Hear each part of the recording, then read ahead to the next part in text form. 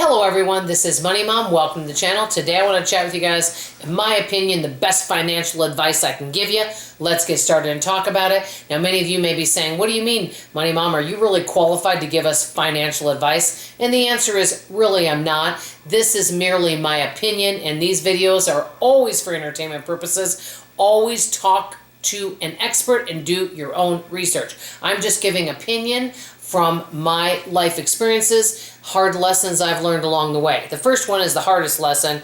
No matter what your income, find a way to save and invest. It doesn't matter how much you make, you can figure out ways to save just even a small amount, and with that automate your saving and investing, because consistency is what it is all about. Because if you feel like you can't even save $100 a month, then from my opinion, you need to either be making more money or you need to figure out something you can cut from your budget. Now, that's merely my opinion.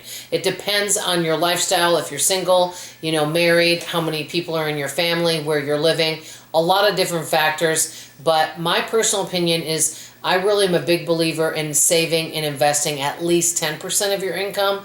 I know not everyone can do that, but if you can find a way to do it, it can really make a huge difference. I used to think, I don't make enough money to save and invest. And because of that, I went years without doing it. And guess what? You know what? We always have to answer to our poor choices later in life, right? Well, that's kind of what's happened to me. Okay, number two, if you can find a way, keep expenses low. Many people have what I call lifestyle creep. Maybe they get raises and they start making more. They buy a bigger home. Maybe they've outgrown their current home. Well, now they've got a bigger house payment. You've got a couple people working with the expenses with that. You've got 2 cars, 2 car payments. And then because you might not be able to save a lot because you have all these payments, and then, things happen like you need big repairs, you might have payments on that.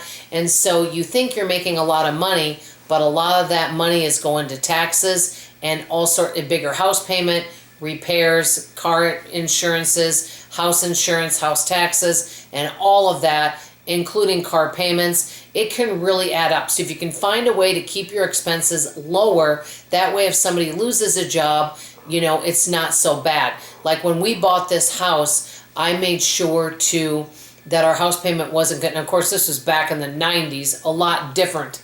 But I made sure that our house payment wasn't too high, so that way if one person had to pay it, it would be okay. If you have a house payment of $3,000 and one spouse makes more money and the other spouse doesn't make as much money, if the one loses his job that makes more money, it would be hard for them to pay. So you can find a way to keep it lower. That's always ideal. Number 3, one of the biggest ways people can save money is on their food budget. We've talked about that. But I've been listening to some videos where there's families of 3 that are spending $1,000 to $1,200 a month on food. Now, every area is different. I don't know what they're eating, if they have special dietary needs or allergies. No judgment to anybody.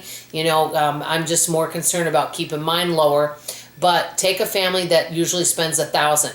If they can find a way with meal prepping, preparing, and really doing their research, and before they go shopping, and they only spend $500 a month for a family of 3, that right there is a savings of basically $6,000 in a year.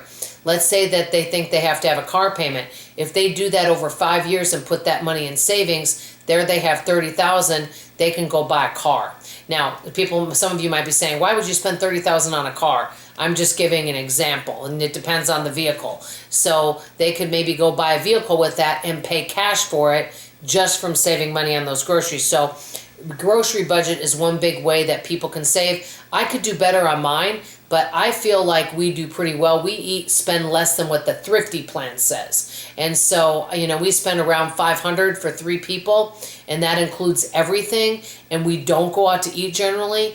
And I also have people over and pack snacks and drinks for people. So that includes all of that. And so I think we're doing pretty good, but I only generally buy what's on sale. Okay, number 4, learn to pivot, learn to make changes. Hey, I'm one of these people. I don't like change. I admit that. I like everything to stay the same. Well, guess what? That doesn't work. Nowadays we especially have to learn and have more than one source of income, learn new skills, learn how to pivot, and learn how to embrace change. And number 5, last but not least, I do care about other people, but if you have a family, you really need to, in my opinion, take care of your four walls first. Make sure you're covered, that your housing is covered, you've got food, you've got your basic bills, your electricity, your internet, your car is working so you can get to work. All of that stuff is covered before you do anything for anyone else. So take care of your four walls first before helping other people. So these are my opinion of some of the best financial advice. If you were going to give financial advice to somebody, what would you tell them is what you think is the most important? That's all I have to say for now. Love you, appreciate you, and I hope to see you on tomorrow morning's video. Bye, everybody.